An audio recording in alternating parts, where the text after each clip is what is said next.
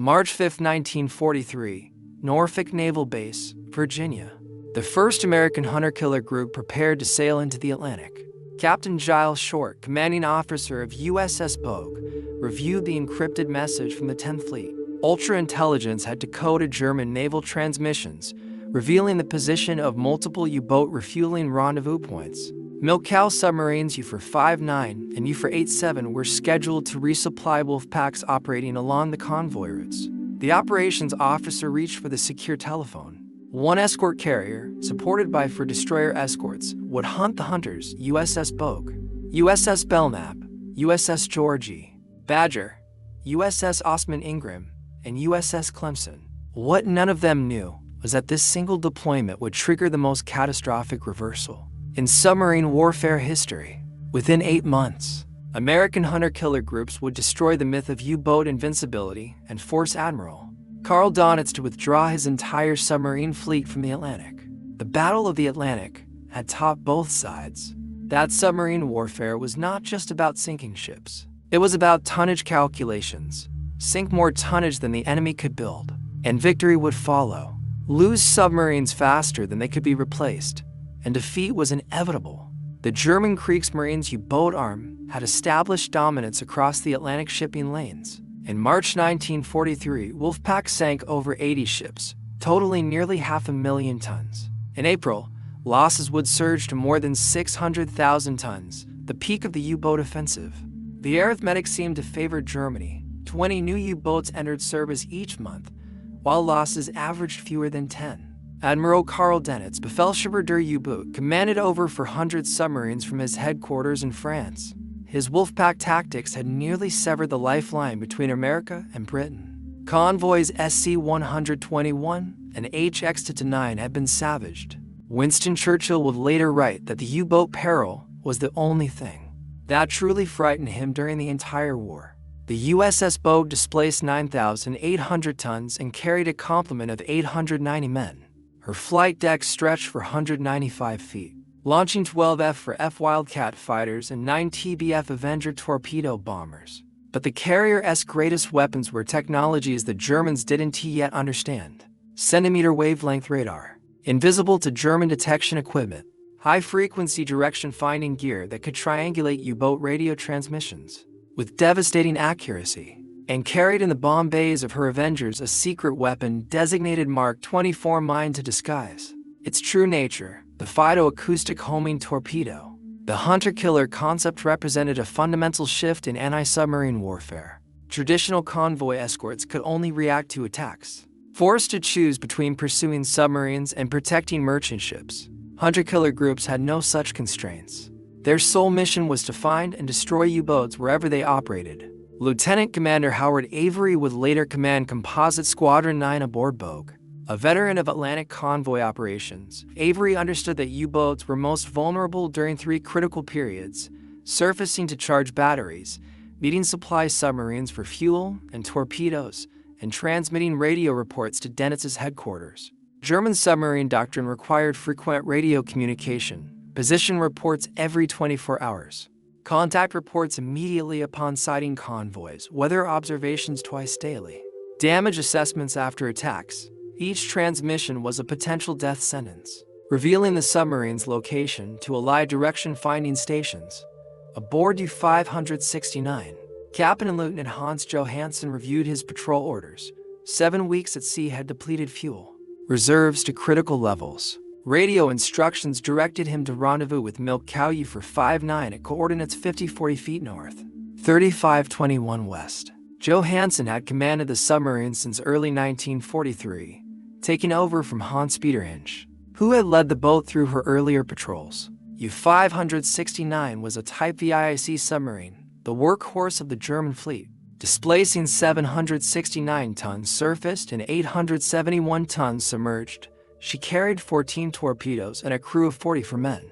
Her forebow tubes and single stern tube had accounted for 1 merchant ship and damaged another during her career, a modest tally that reflected the increasingly dangerous Atlantic environment. But the submarine's greatest vulnerability remained unchanged since the Great War.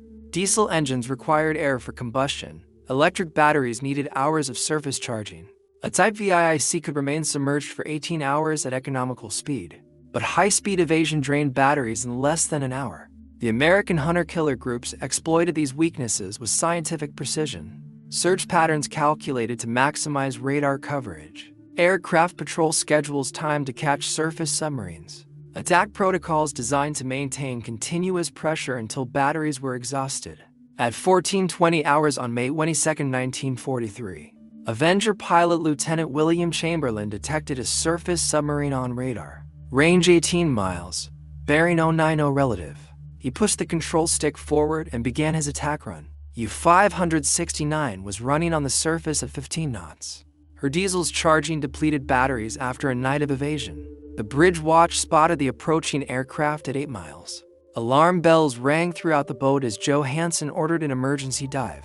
Crash dive procedures for a Type VIIC require 35 seconds from alarm to periscope depth. Ballast tank vents open, diesel engines stopped, electric motors engaged. The submarine's bow angled sharply downward as tons of seawater flooded the tanks. Lieutenant Chamberlain's depth charge pattern caught U-569 at shallow depth. For Mark 17 depth charges set for shallow detonation. The explosions damaged the submarine severely, forcing her back to the surface. A second Avenger, piloted by Howard Roberts, was already in position when the submarine reappeared. Roberts attacked immediately but ceased fire when he observed white flags appearing on the submarine's periscope. The crew was surrendering. The Canadian destroyer HMCS St. Laurent was vectored to the scene, but as she approached, Joe Hansen ordered his crew to scuttle the boat and abandon ship. 25 of the 44 crew members survived to be pulled from the Atlantic. 19 men went down with their boat. The capture of survivors from U-569 provided Allied intelligence with valuable insights. During interrogation, German submariners expressed shock at the accuracy of American aircraft attacks. They knew exactly where we were, one survivor stated. It was as if they could see through the ocean itself, but ultra-intelligence had revealed more than individual submarine positions. Cryptanalysts at Bletchley Park had decoded the entire German naval grid system, identifying patrol areas, wolfpack assembly points, and supply rendezvous coordinates. Every U-boat at sea was potentially compromised. On June 5, 1943, USS Bogue's aircraft located U-17 charging batteries on the surface for 150 miles west of the Azores. Captain Lieutenant Kurt Reichenbach Klink had commanded the submarine through 3 patrols, sinking 3 ships totaling 10,651 tons. Aircraft from Bogue attacked at dawn, catching U-217 in the vulnerable moments before diving. The first Avenger's depth charges damaged the submarine's diving mechanism, unable to submerge. Reichenbach Klink ordered his gun crews to engage the attacking aircraft while damage control. Teams worked desperately to repair the diving planes. The surface engagement lasted 18 minutes. U-17's 88mm deck gun and 20mm anti-aircraft weapons fired over 300 rounds. One Wildcat sustained minor damage from shell fragments, but the submarine was fighting a losing battle against aircraft specifically designed for anti-submarine warfare. An Avenger from Bogue's squadron delivered the killing blow with depth charges that bracketed the submarine perfectly. The explosions destroyed U-17's pressure hull in multiple locations. The submarine sank with all 50 hands, including Reichenbach Klink. No survivors were recovered from the oil slick that marked her grave. The psychological impact on U-boat crews was immediate and devastating. Radio intercepts revealed growing anxiety among submarine commanders about American wonder weapons that seemed to find targets regardless of evasion tactics. Morale reports spoke of crews becoming increasingly reluctant to surface, even for essential battery charging. Admiral Dennitz responded to the mounting losses with tactical modifications. U-boats were ordered to transit the Bay of Biscay submerged, regardless of battery depletion. Surface refueling was restricted to darkness. Radio transmissions were reduced to absolute minimums, but these measures only delayed the inevitable. The Americans had momentum and technological advantages that tactical changes could not overcome. By June 1943, 5 hunter-killer groups were operating in the Atlantic, each centered on an escort carrier with destroyer escort screens: USS Bogue, USS Card, USS Core, USS Sani, and USS Croatan represented an industrial capacity that Germany could never match. USS Card, commanded by Captain Arnold Buster Ispel, would become one of the most successful hunter-killer groups of the war. Between July and October 1943, Card's group would account for 8 confirmed U-boat kills, earning the first Presidential Unit Citation awarded to a hunter-killer group. The techniques developed by Card's team became standard doctrine. Aircraft would patrol in expanding box patterns from the carrier's position. Surface radar contacts triggered immediate attacks. Submarines that crash-dived were marked with dive markers and pursued by destroyer escorts using Hedgehog mortars and depth charges. On August 7, 1943, Card's aircraft located Milk Cow U-117 refueling U-66 on the surface.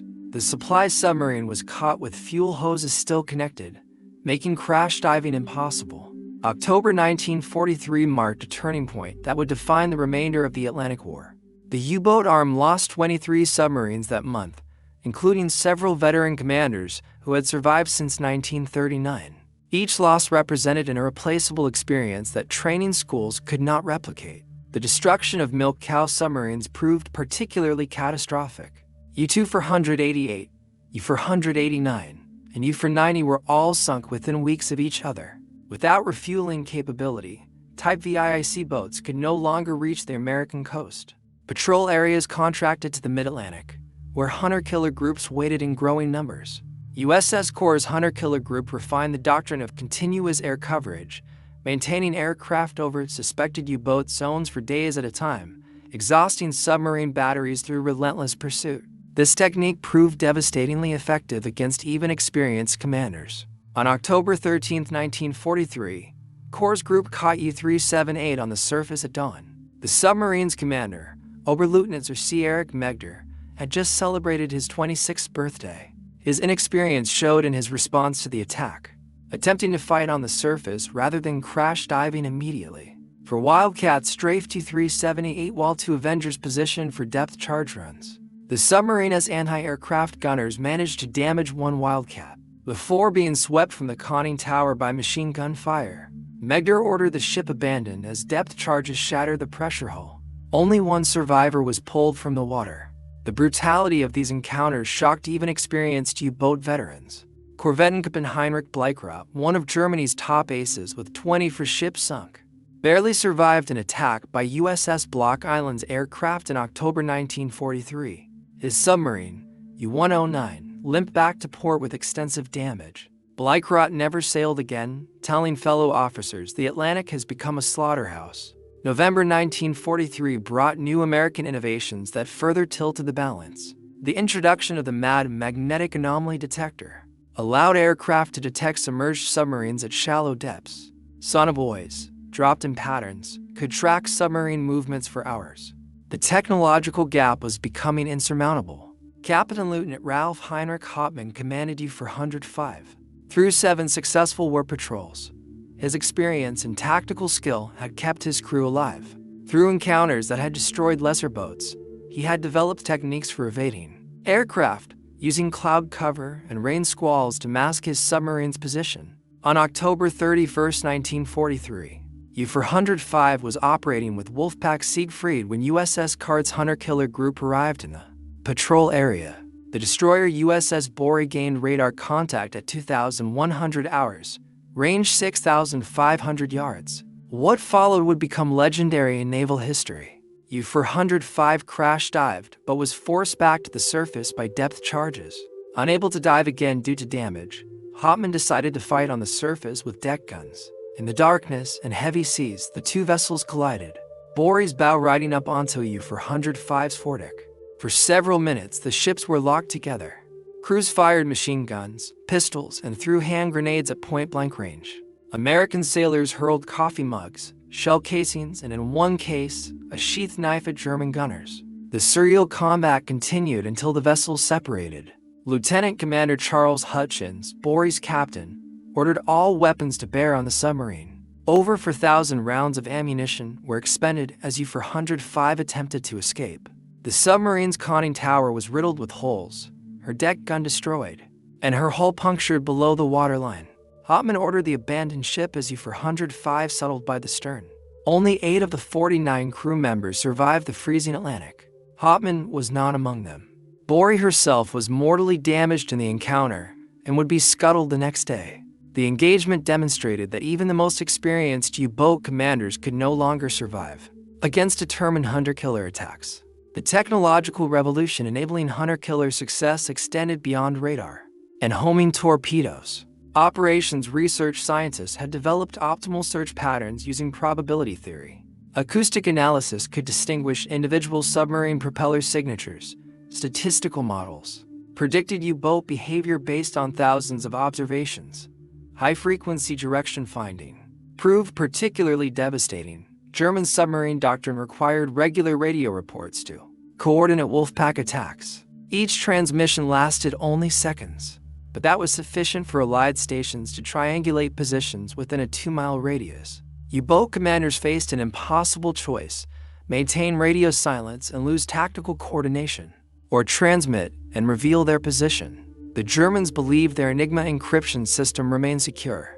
They didn't know that captured codebooks from U-559 in October 1942 had allowed British cryptanalysts to break the 4-rotor M for cipher. Every operational order from Dönitz to his submarines was being read by Allied intelligence within hours of transmission. December 1943 saw the destruction of several veteran U-boats that had survived since the war's early days. U-172, commanded by Captain Lieutenant Hermann Hoffmann, had sunk 26 ships totaling 151,000 tons. Her crew was considered elite, having developed innovative tactics for penetrating escort screens.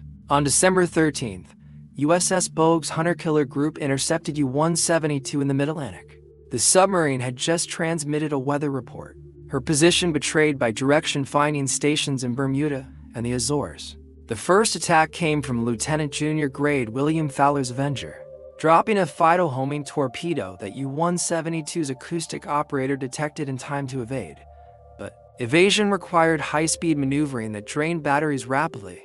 Within 2 hours, 3 more aircraft had arrived to maintain contact. For the next 14 hours, U-172 played a desperate game of survival, surfacing briefly to ventilate the boat, then crash diving when radar detected approaching aircraft. At 0800 hours on December 14th, batteries exhausted and compressed air reserves depleted, Hoffmann had no choice but to surface and remain surfaced. U-172's anti-aircraft guns engaged the circling aircraft while damage control teams attempted futile repairs. The surface battle lasted 43 minutes. Destroyer escorts USS Georgie, Badger, USS Clemson, USS DuPont, and USS Osman Ingram converged on the submarine's position, firing over 400 rounds from their main batteries. U-172's hull was penetrated in 17 locations before she finally sank. 46 of her 57 crew members were lost. 13 survivors were pulled from the water. During interrogation, they revealed the depth of despair among U-boat crews. The ocean has become a trap. We cannot hide. We cannot run. We cannot fight effectively. Every patrol is expected to be our last. By early 1944, the transformation was complete. The U-boat force that had nearly starved Britain into submission was now being systematically destroyed. January saw 19 U-boats lost. February, 20 more. March, 23. The arithmetic of destruction was relentless and accelerating. Young, inexperienced commanders were being sent to sea with minimal training. Oberleutnant C. Wolfgang Herr, commanding U-434, was 23 years old with less than 6 months of submarine experience when Cardez aircraft caught his boat on the surface in March 1944. He ordered his crew to fight rather than dive, a fatal decision that resulted in the loss of all hands. The quality gap between American and German forces widened with each engagement. American pilots accumulated hundreds of hours of anti-submarine patrol experience. Radar operators learned to distinguish submarine signatures from surface clutter at maximum range. Acoustic operators could identify individual U-boats by their distinctive propeller sounds, tracking specific boats across thousands of miles of ocean. German submarine crews, conversely, were becoming younger and less capable. The average age of U-boat commanders had dropped from 30 to 26. Veteran petty officers who formed the backbone of submarine operations were increasingly rare. Boats sailed with crews who had never experienced combat, led by officers who had graduated from abbreviated training programs. Admiral Dönitz's son, Peter, exemplified this tragic trend.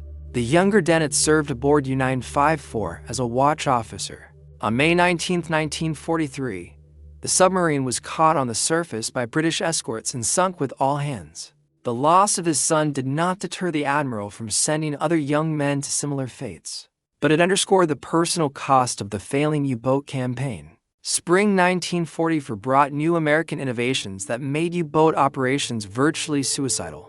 The introduction of centimetric radar on all hunter-killer aircraft eliminated the last sanctuary of darkness. Lee lights turned night into day, illuminating surface submarines from miles away. Even the most experienced commanders could no longer evade detection.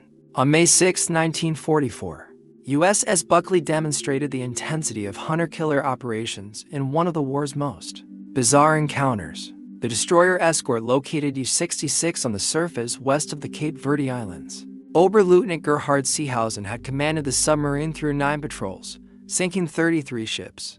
His experience meant nothing against the forces arrayed against him. Unable to dive due to battery depletion, U-66 attempted to ram Buckley. The two vessels collided at 15 knots, their hulls grinding together in the darkness. German and American sailors exchanged small arms fire at point-blank range. The surreal combat included sailors throwing coffee mugs, shell casings, and hand grenades between the vessels. Lieutenant Commander Brent Abel's crew fired 105 3-inch shells, 2,700 rounds of 20mm ammunition, and 418 rounds of 40mm shells in 16 minutes. U-66's hull was perforated in dozens of locations. The submarine sank with 24 of her 48 crew members. The hand-to-hand combat represented the death throes of an era when submarines could operate as surface raiders. The capture of U-505 on June 4, 1944, by Captain Daniel Gallery's hunter-killer group from USS Guadalcanal, represented the ultimate demonstration of American dominance. The boarding party from destroyer escort USS Pillsbury descended through U-505 as conning tower while the submarine was still underway, seawater flooding through damaged valves. They closed seacocks, stopped the flooding, and saved the submarine from sinking. The intelligence value was enormous. Codebooks, cipher machines, acoustic torpedoes, and technical manuals fell into American hands. But the symbolic value was greater. U-boats were no longer fearsome predators, but prizes to be taken, their crews prisoners rather than warriors. The invasion of France in June 1944 brought hunter-killer groups into the Bay of Biscay, hunting U-boats attempting to attack invasion shipping. The confined waters became a killing ground. 15 U-boats were destroyed in the first week of June alone. Survivors described attacks by dozens of aircraft simultaneously, making escape impossible. Captain Lieutenant Herbert Werner, one of the few U-boat commanders to survive the war, described the experience of facing hunter-killer groups. We would detect aircraft on our radar, crash dive, and within minutes hear the splash of sonobuoys above us. Then the escorts would arrive, maintaining contact for days. We would surface, gasping for air, only to find aircraft already waiting. It was a systematic extermination. By August 1944, Dennett ordered the evacuation of French bases as Allied armies approached. U-boats attempting to reach Norwegian ports faced continuous attack from hunter-killer groups positioned along their route. Of 31 boats that attempted the passage, 11 were destroyed. The survivors arrived with extensive damage and exhausted crews. The introduction of the snorkel breathing tube allowed submarines to run diesels while submerged at periscope depth. But this innovation came too late and proved inadequate. Snorkel-equipped boats were still vulnerable to radar detection and could only make 6 knots. While using the device, it represented a defensive adaptation, not a return to offensive capability. September 1944 saw the deployment of the most advanced hunter-killer technologies yet.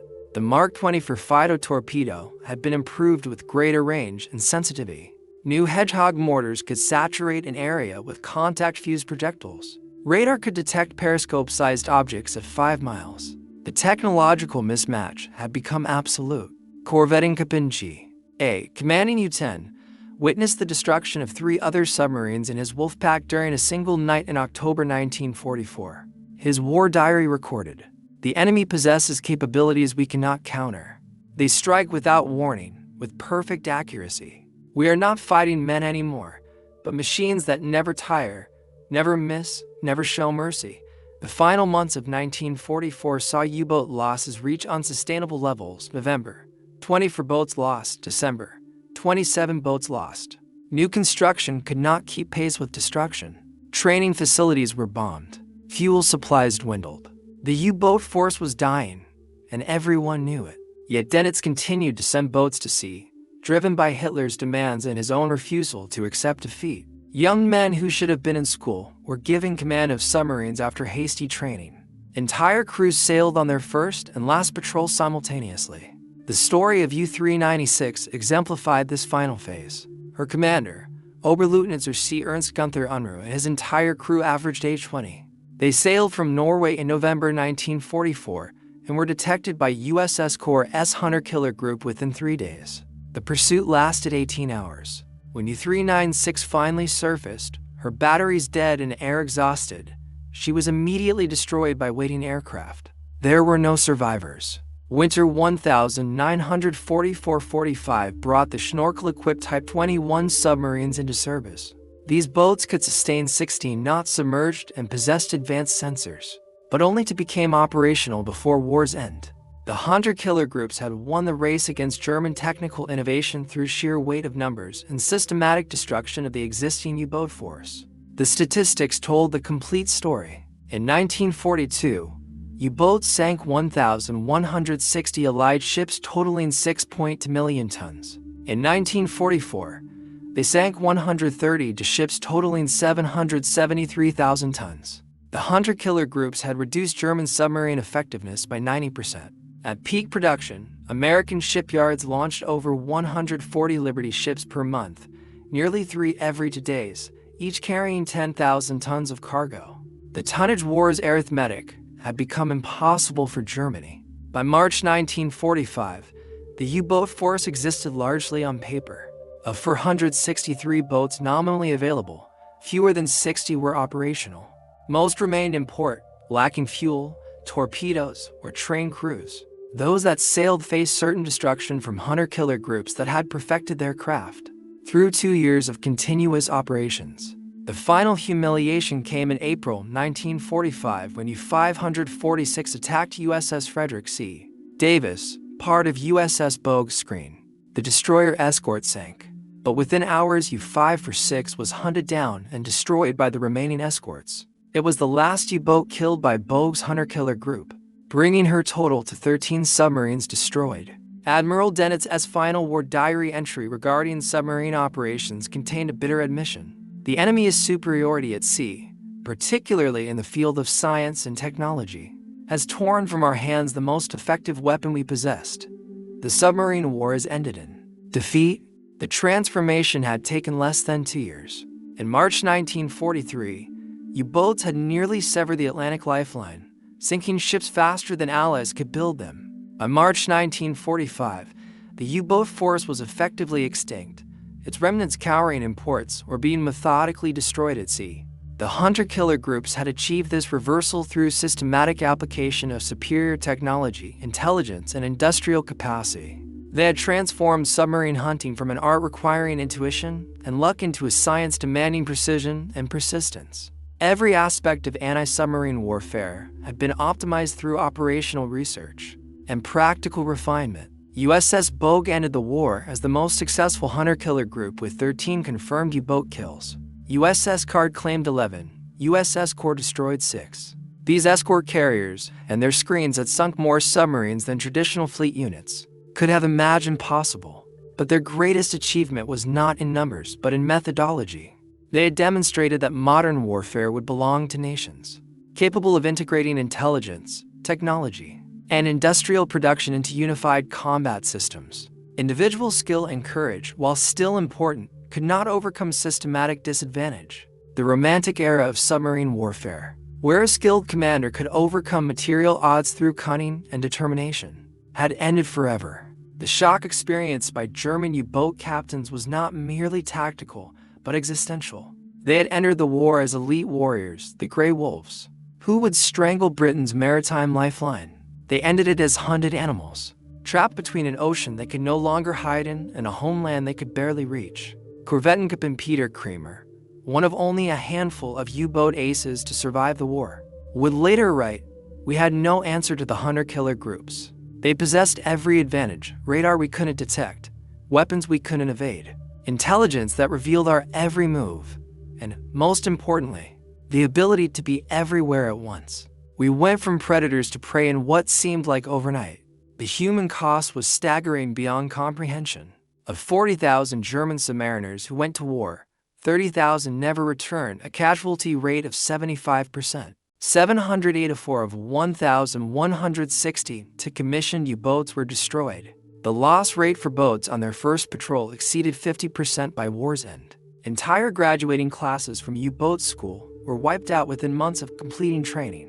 American losses, by contrast, were minimal. The hunter-killer groups lost only one escort carrier in the Atlantic, USS Block Island, torpedoed in May 1944, and fewer than 10 destroyer escorts throughout the entire campaign. The exchange ratio that had once favored U-boats by 10-1 had reversed to favor the Americans by 20-1. The tactical innovations developed by hunter-killer groups influenced naval warfare for decades. The integration of air and surface assets, the use of intelligence to direct operations, the application of operational research to optimize tactics all became standard doctrine in modern navies. The Cold War's anti-submarine warfare relied heavily on lessons learned in the Atlantic. But perhaps the most profound impact was psychological. The U-boat force had represented German naval power and technological prowess. Its destruction by American hunter-killer groups demonstrated that industrial capacity and scientific advancement would determine future conflicts. The age of individual heroism had yielded to the era of systematic warfare. In May 1945, as Germany surrendered, the remaining U-boats received Denitz's final order: surface, fly black flags, and proceed to Allied ports. Of the 49 boats that complied, many were commanded by officers younger than 25, their crews composed of teenagers who had never seen combat. They surrendered to hunter-killer groups that had been preparing to destroy them with the same methodical efficiency that had characterized the entire campaign. The last operational U-boat patrol ended on May 7, 1945, when U-3-0 was sunk by British escorts. Her commander, Oberleutnant C. Helmut Emmerich, was 24 years old. He and his entire crew of 36 men represented the final casualties of a force that had once threatened to change the war's outcome. Post-war analysis revealed the elegant efficiency of hunter-killer operations. Surge patterns had been optimized using probability theory. Weapon delivery was calculated to maximize kill probability while minimizing ammunition expenditure. Communication intercepts were correlated with operational patterns to predict U-boat behavior. Every element had been refined through rigorous analysis and practical application. The greatest shock for German U-boat captains was not the loss of tactical superiority, but the speed and completeness of its occurrence. In March 1943, wolfpacks had nearly severed Atlantic supply lines. By November 1943, U-boats were being hunted to extinction, their bases under constant surveillance, their communications compromised, their every movement predicted and countered. This reversal occurred not through any single technological breakthrough, but through the systematic integration of multiple advantages: radar that could detect submarines day or night, aircraft that could patrol for hours hundreds of miles from base, weapons that could find targets regardless of evasion attempts, intelligence that revealed enemy intentions before they were executed, industrial capacity that could replace losses faster than the enemy could inflict them. The hunter-killer groups had written the first chapter of modern naval warfare, where victory was determined not by individual courage or skill, but by systematic superiority across multiple domains. They had transformed the Atlantic from a vast hiding place into a transparent battlefield, where every movement was observed, every transmission intercepted, and every mistake punished with destruction. Admiral Dönitz would spend 10 years in Spandau prison as a war criminal, contemplating the destruction of the force he had built and led. His post-war memoirs contained a telling passage: "I had believed that courage and determination could overcome material disadvantage.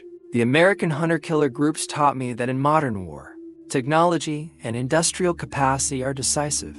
We were not defeated by better sailors, but by better systems." The legacy of the hunter-killer groups extends beyond their wartime achievements. They demonstrated that future naval warfare would be determined by the integration of air and surface forces, the fusion of intelligence with operations, and the application of scientific methodology to tactical problems. The nuclear submarines of the Cold War, equipped with sophisticated sensors and weapons, were direct descendants of the concepts proven by escort carriers and destroyer escorts in the Atlantic. In the cold depths of the Atlantic Ocean, over 500 German submarines rest on the ocean floor, their steel hulls slowly dissolving into the abyss. They are monuments to the devastating effectiveness of American hunter-killer groups, who transformed submarine hunting from a desperate defensive measure into an offensive campaign of systematic destruction. The young men who commanded these doomed vessels had entered service, believing they were joining an elite force that would determine the war's outcome. They discovered instead that they were facing an enemy who had transformed warfare itself, replacing the art of combat with the science of destruction. Their shock at this transformation echoed through the ranks of the U-boat force, and ultimately through naval history itself. The German U-boat force had entered 1943 as masters of the Atlantic, their wolf-pack savaging convoys with near impunity. They ended it as hunted fugitives, their bases bombed, their supply lines severed, their experienced crews dead, and their remaining boats cowering in ports or fleeing from relentless pursuit. The shock of this reversal would resonate through naval history as the moment when technology, intelligence, and industrial capacity forever changed the nature of warfare at sea. The American hunter-killer groups of 1943-45 had shocked German U-boat captains, not through superior seamanship or courage qualities both sides possessed in abundance, but through the systematic application of overwhelming technological and industrial superiority that transformed the ocean from a sanctuary into a killing field where precision, not valor, determined survival. The final statistics were irrefutable. The hunter-killer groups and their allied counterparts had sunk 784 German U-boats. They had killed 30,000 German submariners while losing fewer than 5,000 of their own men. They had reduced the U-boat threat from near victory to complete defeat in less than 2 years. It was not merely a military victory, but a demonstration that the nature of warfare itself had fundamentally changed. The era of the lone wolf submarine, operating independently through stealth and cunning, had ended. The future belonged to integrated naval forces employing sophisticated sensors, weapons, and intelligence in coordinated operations. The hunter-killer groups had not just won the Battle of the Atlantic, they had revolutionized naval warfare and shocked their enemies with the completeness of their transformation from hunted to hunter.